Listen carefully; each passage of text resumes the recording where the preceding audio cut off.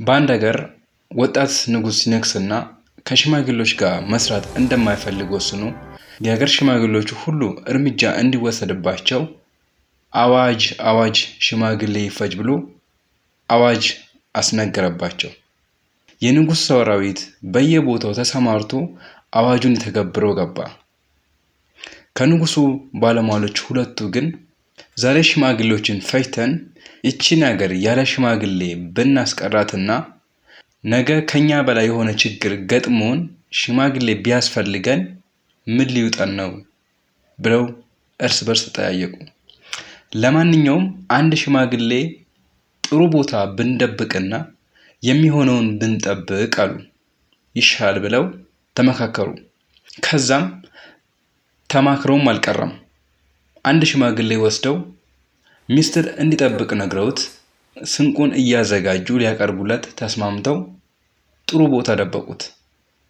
ከዕለታት በአንድ ቀን ወጣት ንጉስ ከዙፋኑ ላይ ተቀምጦ እኩዮቹን እያወያየ ሳለ ከየት እንደመጣ ሳይታወቅ አንድ ረጅም ዘንዶ ንጉሱን ከተቀመጠበት ወንበር ጋር ተጠምጥሞበት አፉን በንጉሱ አይኖች ትክክል አድርጎ ቀጥ አለ።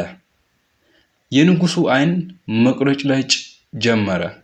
አጃቢዎቹ ጎራዴያቸውን ሲያነሱ ንጉሱ በአይኑ እረፉ አደጋ ታደርሱብኛላችሁ አለና አስተዋቸው። አሁን ሁሉም መፋጠጥ ሆነ። ይሄኔ እነዛ የተማከሩ ባለሟሎች የደበቁትን ሽማግሌ ሮጠው ጣሩትና ነገሩን አሳዩትና እስኪ መላበለን ሲሉም ተማጸኑት። ሽማግሌውም በአስቸኳይ እንቁራሪት ተፈልጎ እንዲመጣ አዘዘ። የንጉስ ትእዛዝ ነውና ወዲያው አመጡለት። ሽማግሌውም እነዛን እንቁራሪቶች ከዙፋኑ ስር ባለው ምንጣፍ ላይ ዘረገፋቸው። ዘንዶም እነዛን ነፍሳት ለመለቃቀም ንጉሱን ትቶ መሬት ወረደ። ይሄኔ ሽማግሌውም በሉ ግደሉት ሲላቸው የንጉሱ ሰራዊቶች ቀጥቅጠው ገደሉት። ይህንን ሁኔታ በድንጋጤና በሰቀቀን ሲከታተል የነበረው ንጉስ ወዲያውኑ ከዙፋኑ ላይ ተነስቶ አዋጅ አዋጅ ሽማግሌ እንዳይፈጅ አለ ይባላል። ካስፈጀ በኋላ ቢሆንም ከስተቱ ግን ተምሯል።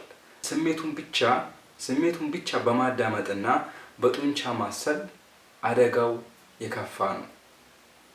እድሜ ትምህርት ቤት ነውና ከዚህ ልዩ ትምህርት ቤት በማዕረግ የተመረቁትን ባለነጫጭ ዘውድ አባቶቻችንን እናክብራቸው። ይመቻችሁ።